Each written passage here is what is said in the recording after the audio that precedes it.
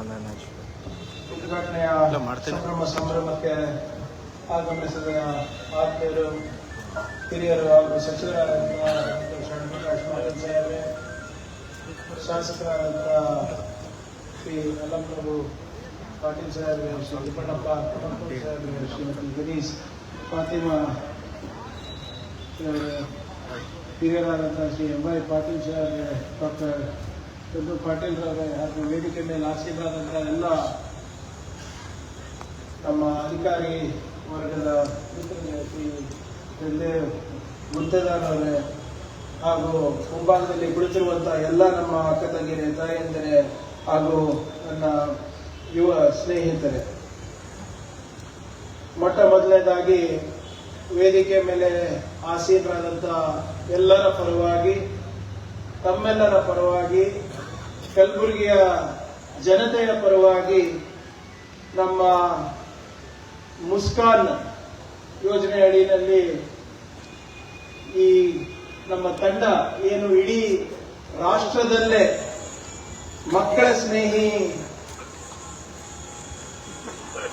ಒಂದು ಆರೋಗ್ಯ ಕೇಂದ್ರವನ್ನ ಮಾಡಿ ಅದನ್ನ ನಿರ್ವಹಿಸಿ ಇವತ್ತು ಇಡೀ ನಮ್ಮ ದೇಶದಲ್ಲೇ ಪ್ರಥಮ ಸ್ಥಾನ ನಮ್ಮ ಕಲಬುರಗಿ ಜಿಲ್ಲೆಗೆ ಕೊಡಿಸಿರುವಂತಹ ಎಲ್ಲರಿಗೂ ಕೂಡ ನಾನು ಅಭಿನಂದನೆಯನ್ನ ಸಲ್ಲಿಸಲಿಕ್ಕೆ ನಾನು ಬಯಸ್ತಾ ಇದ್ದೀನಿ. ಬಂಧುಗಳೇ, ಇವತ್ತು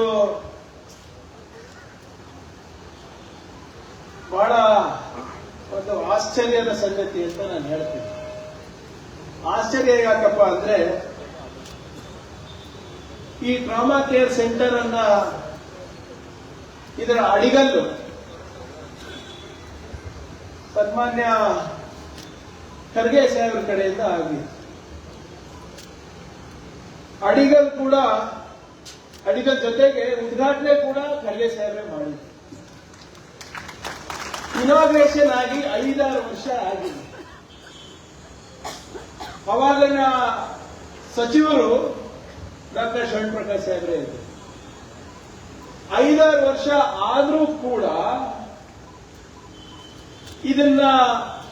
ಈ ಬಿಲ್ಡಿಂಗ್ ಅನ್ನ ಆಪರೇಷನಲೈಸ್ ಮಾಡಕ್ಕಾಗಿಲ್ಲ, ಕಾರ್ಯರೂಪಕ್ಕೆ ತರಕ್ಕಾಗಿಲ್ಲ, ಜನರಿಗೆ ಲೋಕಾರ್ಪಣೆ ಮಾಡ್ಲಿಕ್ಕಾಗಿಲ್ಲ.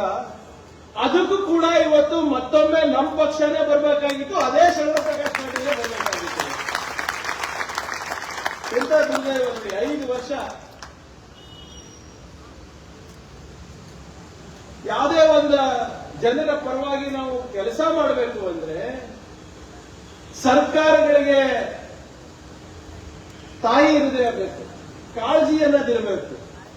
ಕಾಳಜಿ ಅನ್ನೋದೇ ಇರಲಿಲ್ಲ ಅಂದ್ರೆ ಏನು ಕೆಲಸ ಮಾಡ್ಲಿಕ್ಕಾಗಲ್ಲ. ಏನು ಉತ್ತರ ಕೊಡ್ಬೇಕಾಗುತ್ತೆ ನಾವು ಜನರಿಗೆ? ಇವತ್ತು ಎಲ್ಲ ನಮ್ಮ ಮಾಧ್ಯಮ ಸ್ನೇಹಿತರಿದ್ರೆ, ಎಲ್ಲರೂ ಇದ್ದೀರಾ. ಇವತ್ತು 5 ವರ್ಷ ಬೇಕಾಗಿತ್ತ ಒಂದು ಟ್ರಾಮಾ ಸೆಂಟರ್ನ ಆಪರೇಷನಲೈಸ್ ಮಾಡಲಿಕ್ಕೆ?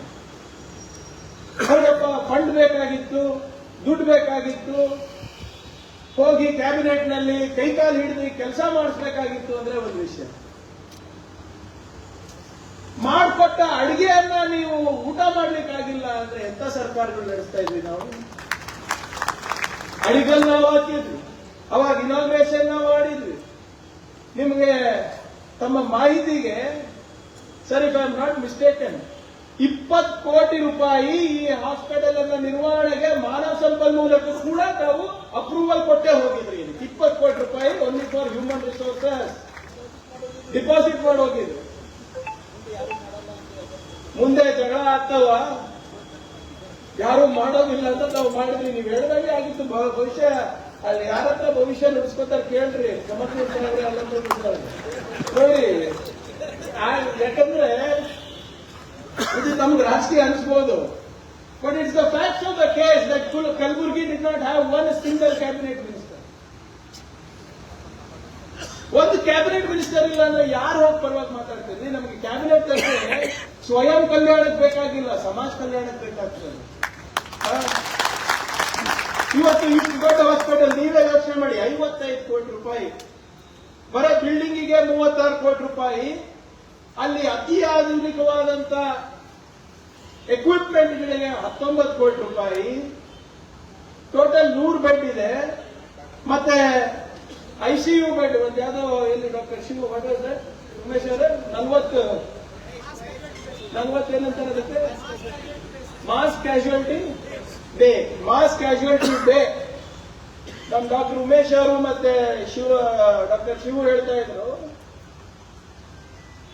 ಇದು ಬಿಟ್ರೆ ಬೇರೆ ಎಲ್ಲಿ ಜಗಜೀವನ್ ರಾಮ್ ಇದ್ರಲ್ಲಿದೆ, ಜಯಪ್ರಕಾಶ್ ನಾರಾಯಣ್ ಹಾಸ್ಪಿಟಲ್ ಡೆಲ್ಲಿ, ಏಮ್ಸ್ ನಲ್ಲಿ ಬಿಟ್ರೆ ಇಡೀ ರಾಷ್ಟ್ರದಲ್ಲಿ ಶರಣಪ್ರಕಾಶ್ ಅವರು ಬರೇ ಕಲಬುರಗಿನಲ್ಲಿ ಮಾಡ್ತಿರೋದು. ಏನಾದ್ರೂ ದೊಡ್ಡ ದುರಂತ ಆಯ್ತು, ಎಮರ್ಜೆನ್ಸಿ ICU ಬೇಕಾಗಿದ್ರೆ ಎಲ್ಲರಿಗೂ ನೀವು ಆಪರೇಷನ್ ಥಿಯೇಟರ್ ಒಮ್ಮೆಲೆ ತಗೊಂಡು ಹೋಗ್ಲಿಕ್ಕೆ ಆಗಲ್ಲ ಅಂದ್ರೂ ಕೂಡ ಅಲ್ಲಿ ಸಣ್ಣ ಪುಟ್ಟ ಗಾಯ ಆಗಿದ್ರು ಅಲ್ಲಿ ಚಿಕಿತ್ಸೆ ಕೊಡಬಹುದು. ಎಲ್ಲ ನೀವು ಹೋಗಿ ನೋಡಿ. ಇದಾದ್ಮೇಲೆ ಓಪನ್ ಇದ್ರಲ್ಲಿ ಆಕ್ಸಿಜನ್ಗೋಸ್ಕರ ಪೈಪ್ ಹಾಕ್ಸಿರೋದು, ಬೆಡ್ ಹಾಕ್ಸಿರೋದು ಎಲ್ಲಾನು ಇದೆ. ICU 20 bed, general 40 bed, operation theatres 6, CT scan, MRI scan ನಾವು ಇವತ್ತು ನೋಡಿದ್ವಿ. ಬಹುಶಃ ಇದು ನಾನು ಚೆನ್ನೈನಲ್ಲಿ ನೋಡಿದ್ದೀನಿ, ಬೆಂಗಳೂರಿನಲ್ಲಿ ನೋಡಿದ್ದೀನಿ. ಅಂತ ಅತಿ ಆಧುನಿಕವಾದಂತ ಮೆಡಿಕಲ್ ಎಕ್ವಿಪ್ಮೆಂಟ್ ಇವತ್ತು ಕಲಬುರಗಿಯ ಜನರ ಸೇವೆಗೆ ಇವತ್ತು ತಂದಿದ್ದೀವಿ ಅಂದ್ರೆ ಇದರಲ್ಲಿ ನಮ್ಮ ಕಾಳಜಿಯನ್ನು ತೋರಿಸುತ್ತೆ. ಅದಕ್ಕೆ ಹೇಳೋದು, ಸರ್ಕಾರಗಳಿಗೆ ತಾಯಿ ಹೃದಯ ಇದ್ರೆ ಮಾತ್ರ, ಕಾಳಜಿ ಇದ್ರೆ ಮಾತ್ರ ಜನಪರ ಕೆಲಸ ಆಗುತ್ತೆ. ಯಾರಿಗೋಸ್ಕರ ಮಾಡ್ತಾರೆ ಅಂತ ಸಾಮಾನ್ಯ ಜನರು ಹೈದರಾಬಾದಿಗೆ ಹೋಗ್ಬಾರ್ದು, ಬೆಂಗಳೂರಿಗೆ ಹೋಗ್ಬಾರ್ದು ಅಂತ ಬಹಳ ಜನ ನಮ್ಮ ಸೇಡಂದವರು, ಚಿತ್ತಾಪುರದವರೆಲ್ಲ ಮುಂಚೆ ಏನ್ ಮಾಡ್ತಾ ಇದ್ರು, ಡಾಕ್ಟರ್ ಏನಾದ್ರು ಬೇಕಾಗಿದ್ರೆ ಸುಮ್ ಚಿಟ್ಟಿ ಬರ್ಸ್ಬಿಟ್ಟು ಸೀದಾ ಸೋಲಾಪುರಿಗೆ ಹೋದ್ರೆ ಅವ್ರ ಹೆಣನೇ ವಾಪಸ್ ಬರ್ತಾರೆ. ಎಲ್ಲರೂ ತಾವು ಅನುಭವಿಸಿದ್ದೀರ, ಅಲ್ಲಿ ಪ್ಯಾಕೇಜ್ ಡೀಲ್ಗಳು ಇರ್ತವೆ. ಆದ್ರೆ ಇವತ್ತು ನಮ್ಮ ಭಾಗದಲ್ಲಿ ಕಲ್ಯಾಣ ಕರ್ನಾಟಕಕ್ಕೆ ಕಲಬುರಗಿ ಒಂದು ಆರೋಗ್ಯ ಕೇಂದ್ರ, ಒಂದು ಹೆಲ್ತ್ ಹಬ್ ಆಗಿ ಹೊರಹೊಮ್ಮಿದೆ ಅಂದ್ರೆ ಅದಕ್ಕೆ ಕಾರಣಭೂತರು ಖರ್ಗೆ ಸಾಹೇಬರು ಮತ್ತೆ ಡಾಕ್ಟರ್ ಶರಣಪ್ರಕಾಶ್ ಅವರಂತ ನಾವು ಹೆಮ್ಮೆಯಿಂದ ಹೇಳ್ಕೊಬೇಕಾಗ್ತದೆ. ಇದು ಪ್ರಾರಂಭ ಆಗಿದ್ದು, ಆರೋಗ್ಯ ಕೇಂದ್ರ ಮಾಡಬೇಕಂತ ಪ್ರಾರಂಭ ಆಗಿದ್ದು ದೊಡ್ಡ ಮಟ್ಟದಲ್ಲಿ, ಅಂದ್ರೆ ಇಡೀ ರೀಜನಲ್ ಹೆಡ್ ಕ್ವಾರ್ಟರ್ಸ್ಗೆ ಕಲ್ಯಾಣ ಕರ್ನಾಟಕಕ್ಕೆ ಒಳ್ಳೇದಾಗಬೇಕು ಅಂದ್ಬಿಟ್ಟು ಖರ್ಗೆ ಸಾಹೇಬ್ರ ಅವಾಗ ESIC ಪ್ರಾರಂಭ ಮಾಡಿದ್ರು. ಅಲ್ಲಿಂದ ಕ್ರಾಂತಿ ಪ್ರಾರಂಭ ಆಯಿತು. ದುರ್ದೈವ, ಅದನ್ನ ನಾವು ಏಮ್ಸ್ ಮಾಡ್ಬೇಕಂದ್ರೆ ಆಗ್ತಾ ಇಲ್ಲ, ಅದನ್ನ ಅಪ್ಗ್ರೇಡ್ ಮಾಡ್ಬೇಕಂದ್ರೆ ಆಗ್ತಾ ಇಲ್ಲ. ಪಾಪ ನಮ್ಮ ಸಂಸದರಿಗೆ ಅದಕ್ಕೆ ಸುಣ್ಣ ಬಣ್ಣ ಕೂಡ ಹಾಕ್ಸ್ಬೇಕಾಗ್ತಾ ಇಲ್ಲ. ಆದ್ರೆ ಮಾತ್ರ ದೊಡ್ಡದಾಗ್ತೀವಿ ನಾವೆಲ್ಲ. ಅಲ್ಲಿಂದ ಪ್ರಾರಂಭ ಆಗಿದ್ದು, ಅದನ್ನ ಮುಂದುವರಿಸಿದ್ದು ಡಾಕ್ಟರ್ ಶರಣಪ್ರಕಾಶ್ ಅವರು. ಹೋದ ಬಾರಿ ನಮ್ಮ ಸರ್ಕಾರ ಇದ್ದಾಗ 5 ವರ್ಷದ ಅವಧಿನಲ್ಲಿ Kalaburagi institute of medical sciences ಅನ್ನ ಪ್ರಾರಂಭ ಮಾಡಿದ್ವಿ. ಕೋಟ್ಯಾಂತರ ರೂಪಾಯಿ ಖರ್ಚು ಮಾಡಿದ್ವಿ ನೋಡಿ, ಆಪರೇಷನಲೈಸ್ ಆಗಿದೆ. ಜಯದೇವ ಸ್ಟಾರ್ಟ್ ಮಾಡಿದ್ವಿ. ಅದ್ರದ್ದು OPD ಇವಾಗ ಎಷ್ಟಾಗ್ತಾ ಇದೆ ಅಂದ್ರೆ ಇಲ್ಲಿ ಅವರಿಗೆ ಮಾಡ್ಲಿಕ್ಕೆ ಆಗ್ತಾ ಇಲ್ಲ ಅಂದ್ಬಿಟ್ಟು ಬೆಂಗಳೂರಿಗೆ ಕಳಿಸ್ತಾ ಇದ್ದಾರೆ, ರೆಫರ್ ಮಾಡ್ತಾ ಇದ್ದಾರೆ. ಅಷ್ಟು OPD ಇವತ್ತು ಇಡೀ ನಮ್ಮ ಕಲ್ಯಾಣ ಕರ್ನಾಟಕ ಭಾಗದಿಂದ ಬಾರ್ಡರ್ ತೆಲಂಗಾಣದಿಂದ ಕೂಡ ಇವತ್ತು ಜಯದೇವ ಬರ್ತಾ ಇದೆ. ಕಿದ್ವಾಯ್ ಕ್ಯಾನ್ಸರ್ ಹಾಸ್ಪಿಟಲ್ ಮುಂಚೆ ಅದೇನು ಬರೀ ಪೆರಿಫೆರಿ ಹಾಸ್ಪಿಟಲ್ ಇರ್ತಾ ಇದೆ, ಕ್ಲೋಸ್ ಇದ್ದು ಓಪನ್ ಮಾಡಿ ಮತ್ತೆ ನವೀಕರಣ ಮಾಡಿ ಮತ್ತೊಮ್ಮೆ ಹೊಸ ಚೇತನವನ್ನ ತುಂಬಿ ಅದನ್ನು ಕೂಡ ಕಾರ್ಯಾರಂಭ ಆಗ್ತಾ ಇದೆ. ಇದೆಲ್ಲ ಬರೀ 5 ವರ್ಷ ಅವಧಿನಲ್ಲಿ ನಾವು ಮಾಡಿದ್ದು. ನಮ್ಗೆ 20 ವರ್ಷ 40 ವರ್ಷ ESIC ಕಟ್ಟಿದ್ದು ಖರ್ಗೆ ಸಾಹೇಬರು 3.5 ವರ್ಷದಲ್ಲಿ, ಜಿಮ್ಸ್ ಕಟ್ಟಿದ್ದು 4 ವರ್ಷದಲ್ಲಿ, ಜಯದೇವ ಕಟ್ಟಿದ್ದು 4 ವರ್ಷದಲ್ಲಿ, ಕಿದ್ವಾಯ್ ಕಟ್ಟಿದ್ದು 2.5 ವರ್ಷದಲ್ಲಿ. ಇವು ಯಾರು ಅರ್ಜಿ ಕೊಟ್ಟಿರಲಿಲ್ಲ ನಮ್ಗೆ ಮಾಡಿ ಅಂತ. ಇವೆಲ್ಲ ಮಾಡಿದೀವಿ. ಆದರೆ ನಾವು ಕಟ್ಟಿರೋ ಒಂದು ಬಿಲ್ಡಿಂಗಿಗೆ ದುಡ್ಡಿಟ್ಟು ಹೋದ್ರೂ ಕೂಡ ಆಪರೇಷನಲೈಸ್ ಮಾಡಲಿಕ್ಕೆ ಯೋಗ್ಯತೆ ಇರಲಾರ್ದಂತ ಸರ್ಕಾರಗಳು ಇದ್ವಲ್ಲ, ನಾವೇನ್ ಮಾಡಬೇಕು? ಜನರದ್ದು ಇದರಲ್ಲಿ ಯಾರು ನಾವು ನೀವು ಅಂತಿಲ್ಲ. ಆರೋಗ್ಯ ಅಡಿಗೆಳದು ಯಾರು ಜಾತಿ ಧರ್ಮ ಇದು ಆಗೋದಿಲ್ಲ. ಇದು ಯಾಕೆ ನಾನು ಪುನರುಚ್ಚರಿಸ್ಕೊಂಡು ಮತ್ತೆ ಹೇಳ್ತಾ ಇದ್ದೀನಿ ಅಂದ್ರೆ, ಜನರಿಗೆ ಅರಿವಾಗಬೇಕು. ನಾವು ಮಾಡ್ತಾ ಇರೋ ಕೆಲಸ ಜನರಿಗೋಸ್ಕರ, ಜನರ ಒಳ್ಳೇದಾಗ್ಲಿ ಅಂತ ನಾವು ಮಾಡ್ತಾ ಇರೋದು. ಆದ್ರೂ ಕೂಡ ಚುನಾವಣೆಯಲ್ಲಿ ಬಂದಾಗ ಸ್ವಲ್ಪ ಕಷ್ಟನೇ ಇರ್ತವೆ ಪ್ರಾಮಾಣಿಕ ಇರೋರಿಗೆ. ದಯವಿಟ್ಟು ಇದನ್ನ ಗಮನಿಸಿ ಅಂತ ಹೇಳ್ತಾ ಇರೋದು ನಾವು.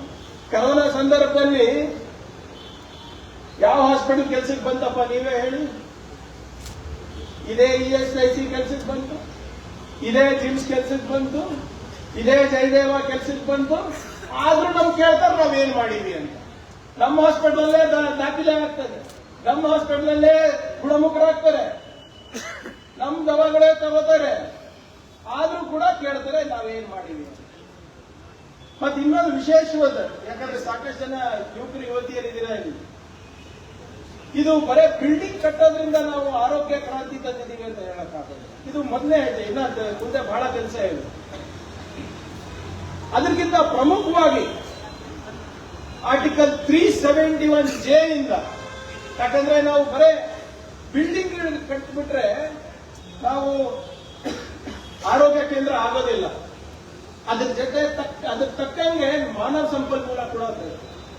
ಆ ಮಾನವ ಸಂಪನ್ಮೂಲ ಕೂಡ ಆ ದೂರದೃಷ್ಟಿ ಖರ್ಗೆ ಸಾಹೇಬರಿಗಿತ್ತು. ಅವಾಗ ಆರ್ಟಿಕಲ್ 371J ಇಂದ ಕಳೆದ ವರ್ಷ ನಮಗೆ 999 ಸೀಟು, ಸರ್ ಆಮೇಲೆ 1000 ಸೀಟು ಮೆಡಿಕಲ್ ಸೀಟು ನಮ್ಮ ಭಾಗದ ಜನರಿಗೆ ಬಂದಿದೆ. ಮುಂಚೆ ಎಲ್ಲ ಒದ್ದಾಡ್ತಾ ಇದ್ವಿ ನಾವು ಮೆಡಿಕಲ್ ಅಥವಾ ಮೆಡಿಸಿನ್ ಅಥವಾ ಡಾಕ್ಟರ್ ಅಥವಾ ಇಂಜಿನಿಯರ್ ಆಗ್ಬೇಕು.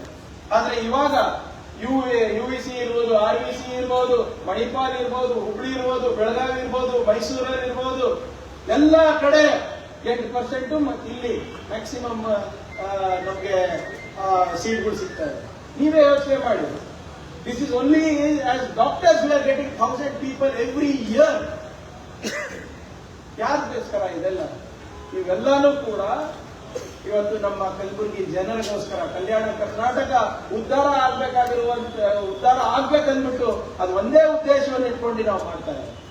ಆದ್ರಿಂದ ನಾವು ಇದನ್ನ ಅರಿಸ್ಕೋಬೇಕಾಗ್ತದೆ. ನಮ್ಮ ಸರ್ಕಾರ ಮತ್ತು ನಮ್ಮ ಮಂತ್ರಿಗಳು ಕಲ್ಯಾಣ ಕರ್ನಾಟಕ ಒಂದು ಆರೋಗ್ಯದ ಕ್ರಾಂತಿ ಆಗಬೇಕು, ಆರೋಗ್ಯದ ಕೇಂದ್ರ ಆಗಬೇಕು ಅಂತ ಪ್ರಾಮಾಣಿಕವಾಗಿ ಪ್ರಯತ್ನ ಮಾಡ್ತಾ ಇದ್ದಾರೆ. ಅದಕ್ಕೆಲ್ಲ ಕೂಡ ಅವರೆಲ್ಲ ಕೆಲಸಕ್ಕೆ ಕೂಡ ತಮ್ಮ ಆಶೀರ್ವಾದ ನಮ್ಮ ಸರ್ಕಾರದಲ್ಲಿ ಇರಬೇಕಂತ ನಾವು ಕೇಳ್ಕೊಳ್ತಾ ಇದ್ದೀವಿ.